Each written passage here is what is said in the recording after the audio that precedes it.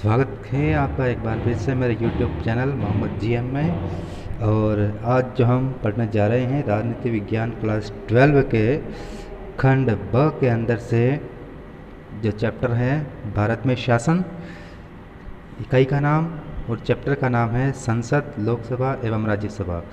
Video शुरू करने से पहले आपसे एक बार फिर से रिक्वेस्ट है, आप इस वीडियो को और मेरे चैनल को लाइक, शेयर एंड सब्सक्राइब ज़रूर करें और वीडियो को पूरा देखें।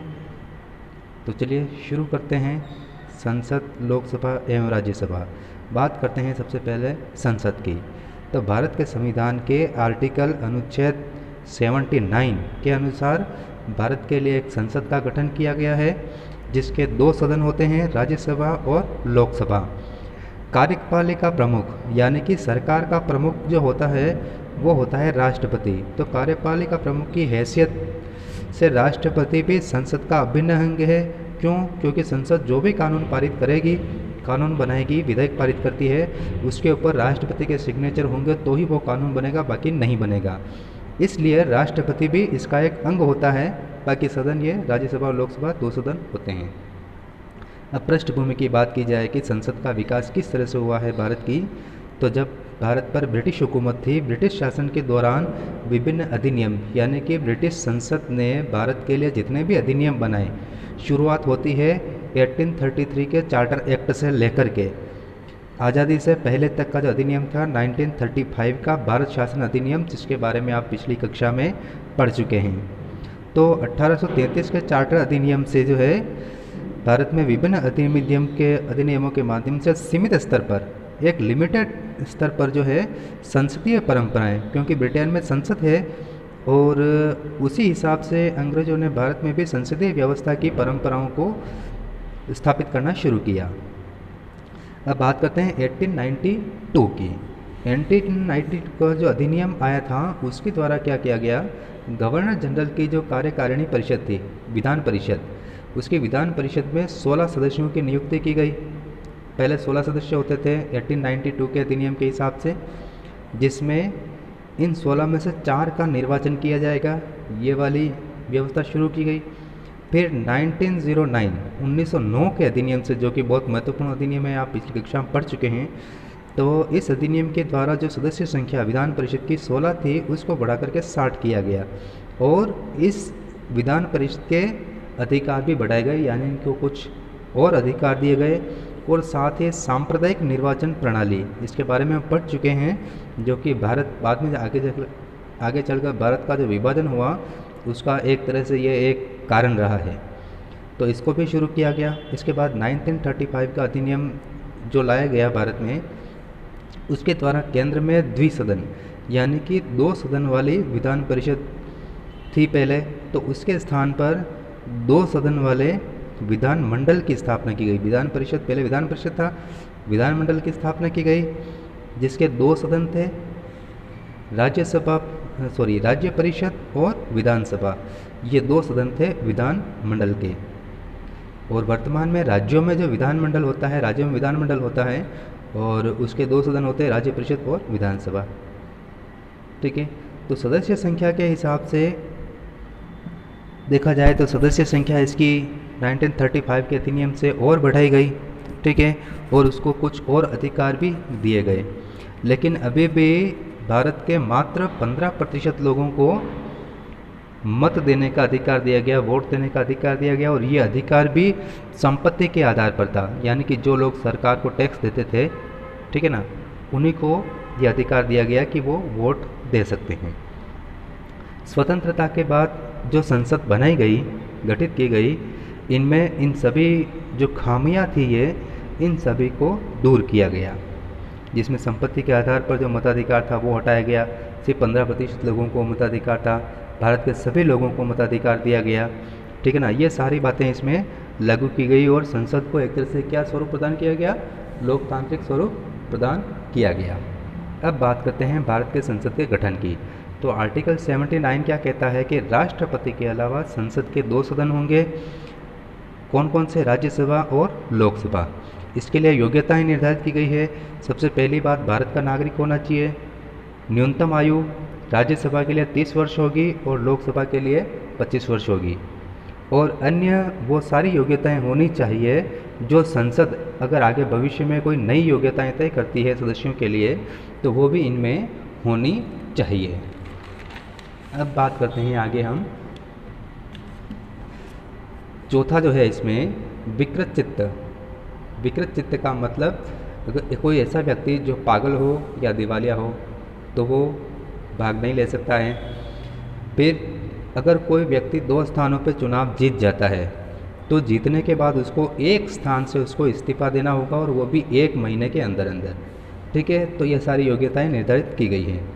इसके अलावा 10वीं अनुसूची जो संविधान में शामिल की गई, मूल संविधान में 8 अनुसूचियाँ ही थी। ठीक है, उसके बाद 4 अनुसूचियाँ और जोड़ी गई। ठीक है, जिसमें से 10वीं अनुसूची जो है वो दल बदल कानून से संबंधित है। यानी कि अगर कोई व्यक्ति किसी एक पार्टी से चुनाव लड़ता है और चुनाव जीतने के बाद वो अपनी पार्टी छोड़ करके दूसरी पार्टी में चला जाता है, ठीक है ना, तो उसको कहते हैं दल बदल का।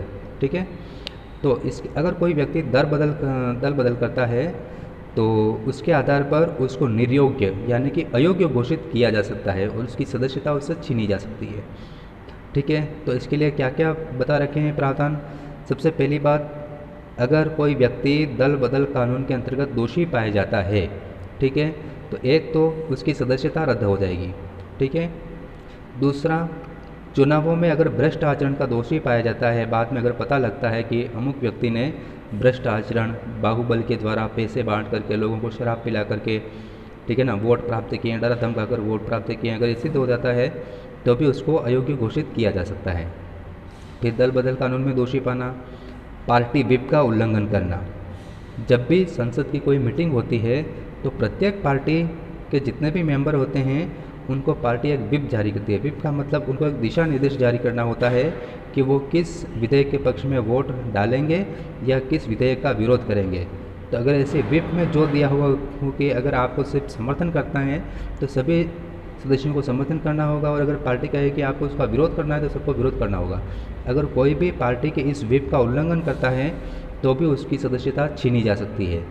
फिर अगर 60 दिन से ज़्यादा समय तक अगर वो लगातार अनुपस्थित रहता है तो उस स्थिति में उसको सूटेबल कारण बताना होगा कि वो इस वजह से अनुपस्थित रहा है, और अगर वो सही कारण नहीं बता पाता है तो उसको भी सदस्यता से वंचित किया जा सकता है।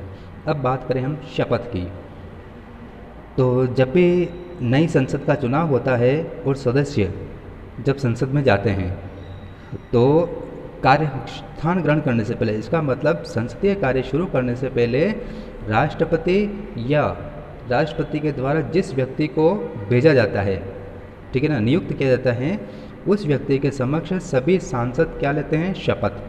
ठीक है, शपथ ग्रहण करते हैं, और शपथ का जो प्रारूप होता है, जो परफॉर्मा है, फॉर्मेट, वो संविधान में दिया हुआ है। उसी फॉर्मेट के हिसाब से उनको शपथ लेनी होती है। अब बात करते हैं संसद के सत्र। संसद के कितने सत्र होते हैं, यानी कि एक साल में कितनी मीटिंग्स बुलाई जाती है संसद की। तो अनुच्छेद 85 के अनुसार राष्ट्रपति द्वारा जब भी आवश्यक समझा जाता है तब सत्र आहूत किया जाता है। ठीक है, यानी कि तब उसकी बैठक बुलाई जाती है जब भी राष्ट्रपति समझे कि हाँ संसद की लोकसभा की बैठक बुलाई जानी चाहिए, उस वक्त वो एक आदेश जारी करते हैं और उस आदेश के आधार पर जो है संसद बुलाई जाती है, बैठक का प्रावधान किया जाता है। प्रथम बैठक जब चल रही होती है तो उसका अंतिम दिन, ठीक है, पहली बैठक के अंतिम दिन और जो नेक्स्ट जो कभी बैठक होगी उसके फर्स्ट दिन, इन दोनों दिनों के बीच में 6 महीने से अधिक का अंतर नहीं होना चाहिए। यानी कि 6 महीने के अंदर अंदर आपको बैठक बुलानी होती है। अब हमारे देश में जो व्यवस्था है संसदीय परंपरा के अनुसार हर साल संसद के 3 सत्र आयोजित किए जाते हैं, यानी कि एक साल में 3 बार संसद के सत्र बुलाए जाते हैं। पहला सत्र जो होता है वो फरवरी से मई तक चलता है।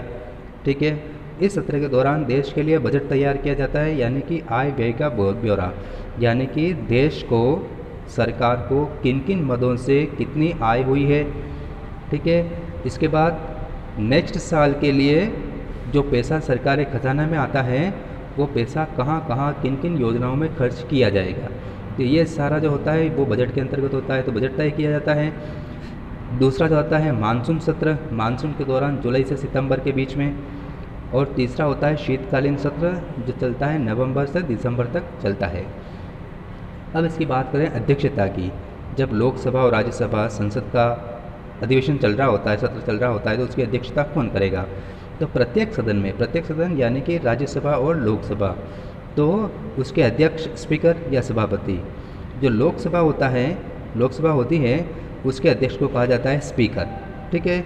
और राज्यसभा का जो अध्यक्ष होता है उसको कहा जाता है सभापति। और सभापति कौन होता है? राज्यसभा का उपराष्ट्रपति होता है। भारत का उपराष्ट्रपति राज्यसभा का पदेन सभापति होता है, ठीक है। अगर स्पीकर, लोकसभा में स्पीकर और राज्यसभा में अगर सभापति नहीं आते हैं किसी कारणवश, तो उस स्थिति में यानी कि उनकी अनुपस्थिति में उपाध्यक्ष यानी कि डिप्टी स्पीकर या उपसभापति जो है सदन की कार्यवाही का संचालन करेंगे। और सत्रावसान यानी कि मीटिंग कब खत्म होगी, अधिवेशन कब खत्म होगा, ये राष्ट्रपति द्वारा तय किया जाता है, राष्ट्रपति के निर्देशों के अनुसार। अब बात करते हैं गणपूर्ति या कोरम। गणपूर्ति या कोरम का मतलब जो होता है कि जब संसद की मीटिंग, किसी भी विषय पर अगर संसद की मीटिंग चल रही है तो कुल कितने सदस्य होने चाहिए तब वो मीटिंग स्टार्ट होगी। तो इसके लिए जो प्रावधान किया गया है कि कुल सदस्य, संसद के कुल सदस्य यानी कि राज्यसभा लोकसभा के जितने सदस्य हैं उनका 10%, 1/10 यानी कि 10% होंगे तो ही सदन की कार्यवाही शुरू होगी।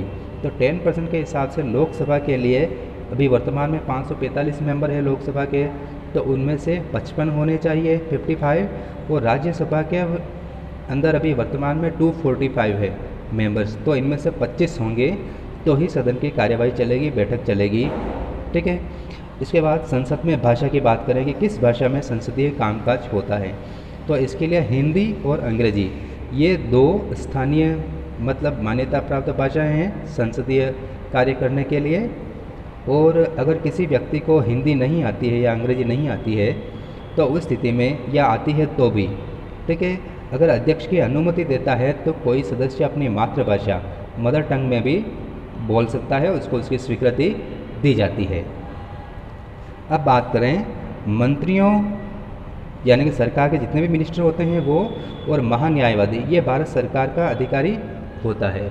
तो महान्यायवादी के संसद में क्या अधिकार होंगे उसके बारे में, तो संसद की जो कार्यवाहियाँ जो चलती है उस कार्यवाहियों और गतिविधि में और चर्चा में भाग लेने का अधिकार है किनको? इन दोनों को ही, ठीक है। लेकिन जब किसी विषय पर मतदान होता है, ठीक है, तो मतदान होता है तो उस स्थिति में जो मंत्री होते हैं वो मंत्री जिस सदन के होते हैं, यानी कि अगर कोई मंत्री राज्यसभा का सदस्य होता है तो राज्यसभा में, और लोकसभा का सदस्य होता है तो लोकसभा में वो मत दे सकता है किसी भी विषय पर। लेकिन जो महान्यायवादी होता है, क्योंकि वो संसद का मेंबर नहीं होता है, न तो राज्यसभा का मेंबर होता है न लोकसभा का मेंबर होता है, इसलिए उसको मत देने का अधिकार नहीं है। हाँ, वो चर्चा में भाग ले सकता है, बैठक में आ सकता है, सत्र के अंदर आ सकता है, लेकिन मत नहीं दे सकता। अब बात करते हैं राज्यसभा के गठन की। तो राज्यसभा का जो गठन किया जाता है आर्टिकल 80 अनुच्छेद 80 के द्वारा जो प्रक्रिया बताई गई है उस हिसाब से राज्यसभा का गठन किया जाता है।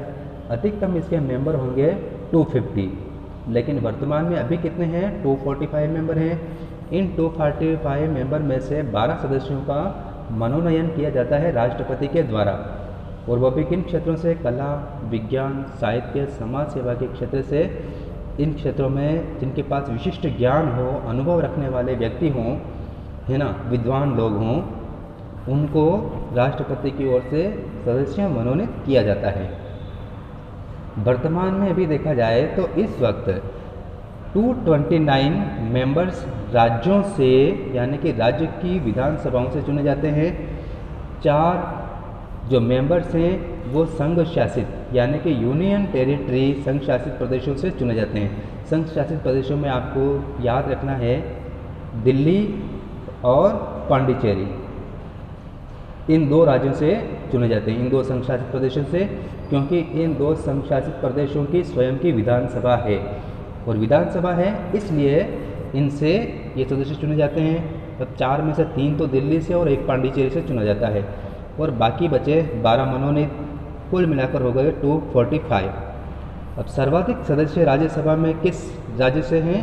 उत्तर प्रदेश से 31 मेंबर उत्तर प्रदेश से राज्यसभा के लिए चुने जाते हैं। राजस्थान से, याद रखने वाली बात है, 10 सदस्यों का चुनाव होता है राज्यसभा के लिए। अब संघ शासित प्रदेशों की बात करी जाए तो 2 राज्य ऐसे हैं, दिल्ली और पांडिचेरी, जहाँ पर विधानसभाएं हैं, यानी कि इन 2 राज्यों से, संघ शासित प्रदेशों से राज्यसभा के लिए सदस्यों का चुनाव किया जाता है। अब बात करें हम राज्यसभा के सदस्यों का निर्वाचन, उनका निर्वाचन किस प्रकार से किया जाता है। तो निर्वाचन की जो प्रक्रिया है कि विधानसभा के निर्वाचित सदस्य, जितने भी राज्य हैं और संघ शासित प्रदेश हैं, उनके निर्वाचित सदस्य यानी कि जिनका चुनाव जनता करती है, उन निर्वाचित सदस्यों के द्वारा आनुपातिक प्रतिनिधित्व, ये याद रखना है आपको, आनुपातिक प्रतिनिधित्व की एकल संक्रमणीय मत प्रणाली, ठीक है, आनुपातिक प्रतिनिधित्व की एकल संक्रमणीय मत प्रणाली के द्वारा अप्रत्यक्ष रूप से इनका चुनाव किया जाता है, किनका, राज्यसभा के सदस्यों का।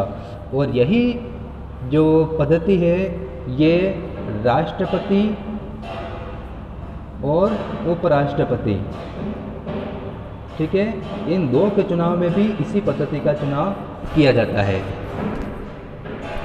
अब अतिरिक्त योग्यताएं जो पहले बता रखी थी, संसद के निर्धारित योग्यताएं जो हमने देखी है, अतिरिक्त योग्यताओं में देखी है कि संबंधित राज्य का निवासी होना चाहिए, यानी कि जिस राज्य से उसका चुनाव होना है उस राज्य का वो निवासी होना चाहिए। फिर खुली मतदान प्रणाली को इसमें स्वीकृति प्रदान की गई है। खुली मतदान प्रणाली में ये पता चल जाता है कि किस व्यक्ति ने किस उम्मीदवार को वोट दिया है, ठीक है। अब राज्यसभा के चुनावों की बात की जाए तो जो चुनावों का जो संचालन करता है राज्यसभा के सदस्यों के लिए, वो करता है भारत का निर्वाचन आयोग, ठीक है, इलेक्शन कमीशन ऑफ इंडिया के द्वारा ये सारे चुनाव करवाए जाते हैं। तो राज्यसभा सदस्यों के अलावा लोकसभा, सभी राज्यों की विधानसभाएं, राष्ट्रपति, उपराष्ट्रपति, इन सभी पदाधिकारियों के चुनाव भारतीय निर्वाचन आयोग के द्वारा ही किए जाते हैं। अब राज्यसभा की अवधि, कितने साल के लिए राज्यसभा का गठन किया जाता है। तो राज्यसभा की अवधि होती है 6 वर्ष, ठीक है। और ये जो होता है स्थायी सदन होता है, ठीक है ना, स्थायी सदन होता है। ये इसको कभी भी राष्ट्रपति भंग नहीं कर सकता है, कभी ख़त्म नहीं होता, हमेशा बना रहेगा। लोकसभा भंग हो जाएगी, ख़त्म हो जाएगी, उसका कार्यकाल निश्चित है 5 वर्ष या उससे पहले भी, लेकिन ये 6 वर्ष के लिए चलेगी। अब इसमें क्या होता है कि प्रत्येक 2 वर्ष में, प्रत्येक 2 वर्ष में क्या होता है कि 2/3 सदस्य, 2/3 सदस्य का मतलब 33% सदस्य हर 2 साल में रिटायर हो जाते हैं और उनकी जगह पे नए सदस्यों का चुनाव हो जाता है। ध्यान रखना, सिर्फ 2/3 सदस्य ही रिटायर हो रहे हैं, उसकी जगह पे उसी वक्त वापस नए सदस्यों का चुनाव हो रहा है। इसलिए कभी भी राज्यसभा एक साथ रिटायर नहीं होती है, ठीक है ना, कोई न कोई मेंबर तो उस समय हर समय होंगे ही होंगे, ठीक है। इसलिए ये एक स्थायी सदन कहलाता है। फिर और संविधान में भी राज्यसभा को हटाने के संबंध में कोई भी प्रावधान नहीं है, सिर्फ लोकसभा को राष्ट्रपति द्वारा समय से पहले हटाए जाने के प्रावधान है, लेकिन उसकी भी शर्तें निश्चित की गई है, ठीक है। तो जनप्रतिनिधित्व अधिनियम 1951 के अनुसार ये सब किया गया है, ठीक है। अब राज्यसभा के पदाधिकारियों की हम बात करते हैं। तो राज्यसभा के पदाधिकारियों में आर्टिकल 64 और आर्टिकल 89 ये 2 अनुच्छेद हैं, जिसमें पदेन सभापति जो होता है वो भारत का उपराष्ट्रपति होता है, ठीक है। इसलिए इसका चुनाव नहीं किया जाता है, इसका चुनाव उपराष्ट्रपति के रूप में ही होता है, सदन के अध्यक्ष के रूप में नहीं होता है। लेकिन राज्यसभा के सदस्य अपने में से एक उपसभापति का चुनाव करते हैं। जब किसी भी कारणवश उपराष्ट्रपति सदन में नहीं आ पाता है, अध्यक्षता नहीं कर पाता है, तो उस स्थिति में उपराष्ट्रपति सदन का संचालन उपसभापति सदन का संचालन करता है, ठीक है। किसी भी कारणवश अगर अनुपस्थित रहता है या पद रिक्त होता है, ठीक है ना, तो उस स्थिति में उपसभापति द्वारा सदन की अध्यक्षता की जाती है। अब बात करते हैं आगे लोकसभा का गठन। अब लोकसभा का गठन कैसे किया जाता है देख लेते हैं। लोकसभा को हम लोकप्रिय सदन भी कहते हैं, निम्न सदन भी कहते हैं और प्रतिनिधि सदन भी कहते हैं, क्योंकि इसमें जनता द्वारा चुने हुए प्रतिनिधि, यानी कि जनता सीधे उनको वोट दे करके लोकसभा के लिए उनका चुनाव करती है। तो इनका गठन किस तरीके से होगा ये दिया हुआ है संविधान के अनुच्छेद 81 में। अधिकतम सदस्य संख्या जो होती है इसकी वो हो सकती है 552, ठीक है, अधिकतम 552 ही हो सकती है। वर्तमान में प्रारंभ में जब संसद का गठन हुआ था 1952 में फर्स्ट बार, तब थे 500 मेंबर थे ये। जब 1956 में राज्यों का पुनर्गठन हुआ, उसके बाद 500 से 520 हो गई, उसके बाद 525 किया गया। फिर 1974 में संविधान संशोधन के द्वारा इसकी अधिकतम सदस्य संख्या निश्चित की गई 552, यानी किसी भी स्थिति में 552 से ज़्यादा मेंबर नहीं होंगे लोकसभा के लिए। अब इनका चुनाव कैसे किया जाएगा? वर्तमान में कितने हैं? वर्तमान में 545 है, ठीक है। तो 545 में से चुनाव किस प्रकार का होता है? 530 तो राज्यों से। अभी वर्तमान में भारत के कितने राज्य हैं? 28 राज्य हैं और 9 संघ शासित प्रदेश हैं अभी, ठीक है, जम्मू कश्मीर से राज्य का दर्जा छीन लिए जाने के बाद में। तो 530 सदस्य, जिसमें से 20 का चुनाव होता है संघ शासित राज्यों से। संघ शासित में कौन? पौंडीचेरी और दिल्ली। 2 सदस्यों का चुनाव होता है, राष्ट्रपति के द्वारा मनोनयन किया जाता है। 2 सदस्यों का राष्ट्रपति मनोनीत करता है, लेकिन किनमें से? एंग्लो इंडियन समुदाय से। अगर राष्ट्रपति को ये लगता है कि इस समुदाय के लोगों का संसद में प्रतिनिधित्व नहीं है या उचित प्रतिनिधित्व नहीं है, तो उस स्थिति में राष्ट्रपति 2 सदस्यों का मनोनयन लोकसभा में कर सकता है। अब बात करें वर्तमान में कुल सदस्य 545 है, राज्यों से चुने जाने वाले 530, संघ शासित प्रदेशों से चुने जाते हैं 13 और मनोनीत 2, कुल मिलाकर के 545 होते हैं। अब लोकसभा में सीटों का आवंटन किस आधार पर किया जाता है वो देख लेते हैं। जनसंख्या के आधार पर है। जिस राज्य की जितनी ज़्यादा जनसंख्या होगी उस राज्य के उतने ही ज़्यादा मेंबर्स लोकसभा में होंगे। वो राज्यसभा में भी उसी प्रकार से, राज्यसभा में हमने देखा है सबसे ज़्यादा मेंबर यूपी से 31 थे और लोकसभा के लिए 80 मेंबर्स हैं उत्तर प्रदेश से।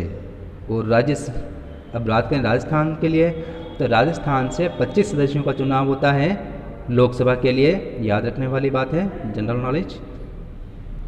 अब बात करते हैं हम लोकसभा सदस्यों का निर्वाचन किस आधार पर होता है।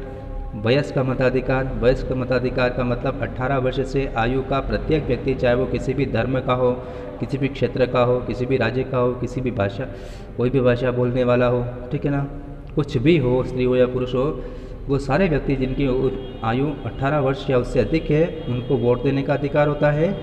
प्रत्यक्ष रूप से वोट दिया जाता है, यानी कि जो मतदाता होता है वो सीधे अपने सदस्यों का चुनाव करता है, यानी कि जो व्यक्ति चुनाव में खड़ा होता है वो सीधे मतदाता के पास आकर के मत देने की अपील करता है और मतदाता उसको मत देता है, और गुप्त मतदान से, यानी कि वो किसको वोट दे रहा है किसी को पता नहीं चलता है, सिर्फ उसी को पता होता है मैं किसको दे रहा हूँ। अब बात करते हैं आर्टिकल 326। आर्टिकल 326 जो है वो क्या कहता है? 18 वर्ष, उसने दिया हुआ 18 वर्ष न्यूनतम आयु होनी चाहिए और मतदाता सूची में उसका नाम होना चाहिए, वोटर लिस्ट में नाम होना चाहिए, ठीक है, वही व्यक्ति वोट दे सकता है। अब राजनीतिक दलों के उम्मीदवारों के अलावा, यानी कि पॉलिटिकल पार्टी जितनी भी है, जैसे बीजेपी है, कांग्रेस है, समाजवादी पार्टी है, जितनी भी पार्टियां हैं, वो अपनी पार्टी के लोगों को तो चुनाव में खड़ा करती ही है। इसके अलावा निर्दलीय भी चुनाव में खड़ा हो सकते हैं। कोई भी व्यक्ति निर्दलीय चुनाव लड़ सकता है और मतलब जनता से मत देने की अपील कर सकता है, और अगर वो जीत जाता है निर्दलीय तो लोकसभा में, राज्यसभा में, जिस भी सदन में उसका चुनाव होता है उस सदन में वो जा सकता है और जनता का प्रतिनिधित्व कर सकता है। अब लोकसभा के चुनावों की बात की जाए तो लोकसभा के चुनाव में सर्वाधिक अर्जित मत प्रणाली अपनाई गई है। सर्वाधिक अर्जित मत प्रणाली का मतलब जिस निर्वाचन क्षेत्र से, यानी कि एक व्यक्ति का जिस क्षेत्र से निर्वाचन होता है वो क्षेत्र होता है उसका निर्वाचन क्षेत्र। अब उस निर्वाचन क्षेत्र में मान लिया 10-12 जितने भी लोग खड़े होते हैं उनमें से सबसे ज़्यादा वोट जिसको मिलेंगे, ठीक है, सबसे ज़्यादा वोट जिसको मिलेंगे वो विजयी हो जाएगा, उसको जीता हुआ घोषित किया जाएगा, ठीक है ना। अगर भले मान लिया जाए 1,00,000 वोटर हैं तो 1,00,000 वोटर में से मान लिया कि 25% लोग वोट डालते ही नहीं हैं, सिर्फ 75% ही डालते हैं। अब इन 75% में से भी जिसको सबसे ज़्यादा वोट मिलेंगे वो उम्मीदवार जीत जाएगा। ठीक है। और इसमें दिया हुआ है कि जो चुनाव जीतता है उसको मतदाताओं के बहुमत की आवश्यकता नहीं होती है। बहुमत का मतलब अगर 1,00,000 वोटर हैं तो बहुमत के लिए होने चाहिए 50,000 + 1 तो बहुमत होता है। ठीक है। यहाँ पर यह सिस्टम नहीं है। अब इनमें से 10-12 लोगों में से जिसको सबसे ज़्यादा वोट मिलेंगे वो चुनाव जीत जाता है। भले चुनाव जीतने वाले को भले 10,000 वोट ही मिले, ठीक है ना, तो भी वो चुनाव जीत जाएगा, भले उसको बहुमत नहीं है मतदाताओं का। अब लोकसभा में अनुसूचित जाति के लिए 84 और जनजाति के लिए 47 सीटें आरक्षित की गई है, यानी कि एससी के लिए 84, एसटी के लिए 47। इन सीटों पर सिर्फ इसी जाति के उम्मीदवार ही खड़े हो सकते हैं। जनरल कैटेगरी के उम्मीदवार इन सीटों पर खड़े नहीं हो सकते। अब बात करें सदस्यों का कार्यकाल। लोकसभा के कार्यकाल के बारे में 5 वर्ष होता है। जब लोकसभा की पहली बैठक बुलाई जाती है तो उस बैठक से 5 वर्ष तक का इसका कार्यकाल होता है, और जैसे ये कार्यकाल पूरा होता है ये स्वतः भंग हो जाती है। ठीक है। उससे ज़्यादा समय तक ये नहीं रहती। अब इसमें भी प्रावधान किया गया है, आर्टिकल 85 ये प्रावधान करता है कि प्रधानमंत्री और मंत्रिपरिषद अगर लिखित परामर्श देती है, यानी कि लिखित में मंत्रिपरिषद और प्रधानमंत्री अगर राष्ट्रपति को ये लिख करके देते हैं कि संसद को भंग किया जाए, तो उस समय इनके लिखित परामर्श पर राष्ट्रपति 5 साल से पहले भी लोकसभा को भंग कर सकता है। ठीक है। और जब लोकसभा भंग की जाएगी तो उसके अगले 6 महीने के अंदर अंदर नई लोकसभा के लिए चुनाव करवाए जाएंगे। ठीक है।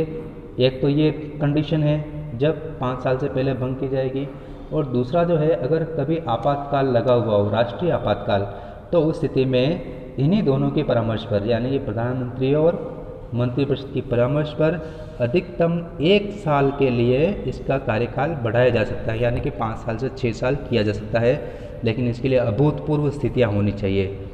ठीक है। अगर पूरे देश में एक साथ अगर सशस्त्र विद्रोह हो जाए सरकार के खिलाफ, देश के खिलाफ, या अगर कोई दूसरा राष्ट्र भारत पर आक्रमण कर दे और आपात स्थितियाँ उत्पन्न हो जाए, तो उस आपात स्थितियाँ ऐसी कि जब चुनाव करवाए जाने संभव न हो, ठीक है ना, हालात इतने खराब हो जाए, तो उस स्थिति में राष्ट्रपति प्रधानमंत्री और मंत्रिपरिषद की सलाह पर 1 साल के लिए कार्यकाल बढ़ा सकता है। अब पहली लोकसभा जनरल नॉलेज के लिए 1952 में गठित की गई थी, 1952 में। वर्तमान में सन 2019 से जो अभी जो लोकसभा है वो है 17वीं लोकसभा। ठीक है। यानी कि 17 चुनाव हो चुके हैं लोकसभा के लिए। अब लोकसभा अध्यक्ष और उपाध्यक्ष की बात करते हैं। लोकसभा के अध्यक्ष को कहते हैं स्पीकर, उपाध्यक्ष को कहते हैं डिप्टी स्पीकर।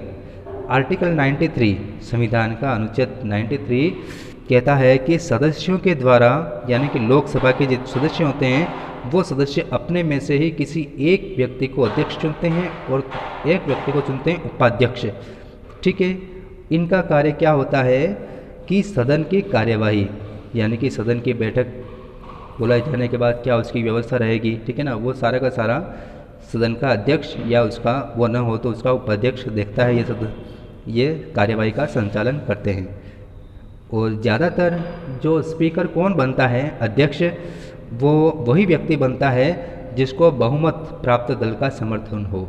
बहुमत प्राप्त दल का समर्थन, जिस पार्टी को मेजोरिटी हो, बहुमत हो जिस पार्टी की लोकसभा में, उसी पार्टी का जो मेंबर होता है वो लोकसभा का अध्यक्ष बनता है।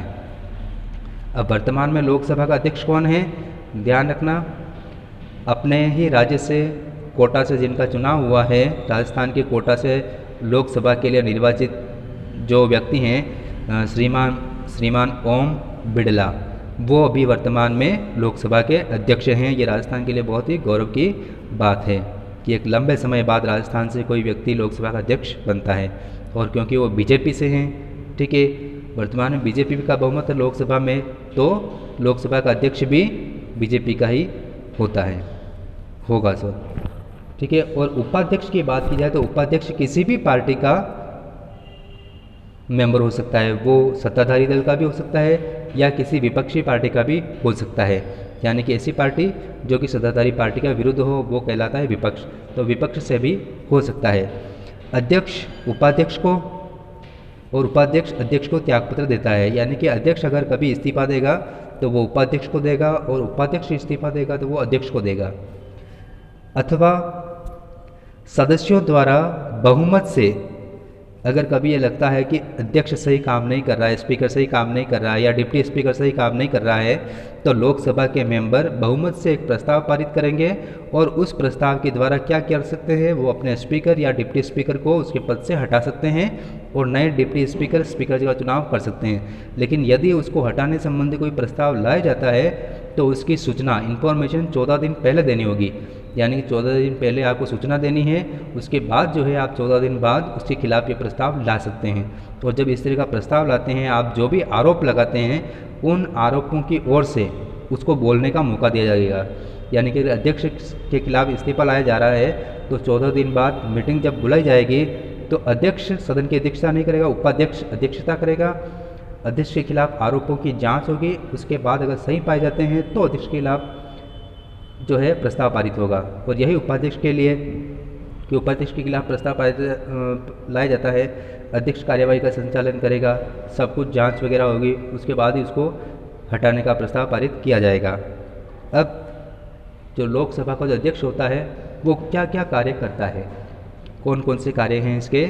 एक तो सदन की कार्यवाही का संचालन करना, फिर सभी सदस्यों को बोलने का मौका मिले, अपनी बात रखने का अवसर मिले लोकसभा में, तो इसके लिए सबको दिन और समय देता है, कौन से दिन बोलेगा और कितने समय तक बोलेगा, 5 मिनट 10 मिनट 15 मिनट कितने मिनट वो बोलेगा।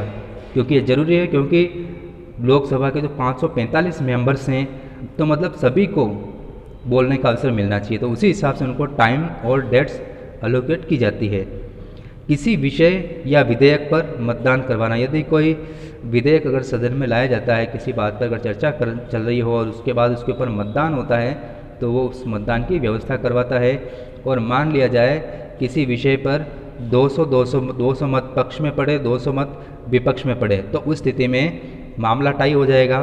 तो उस स्थिति में क्या होता है, अध्यक्ष अपना निर्णायक मत जो उसका एक मत होता है वो दे सकता है, भले विपक्ष को दे, भले पक्ष में दे, भले विपक्ष में दे, ठीक है। तो यह निर्णायक मत देने का उसको अधिकार होता है।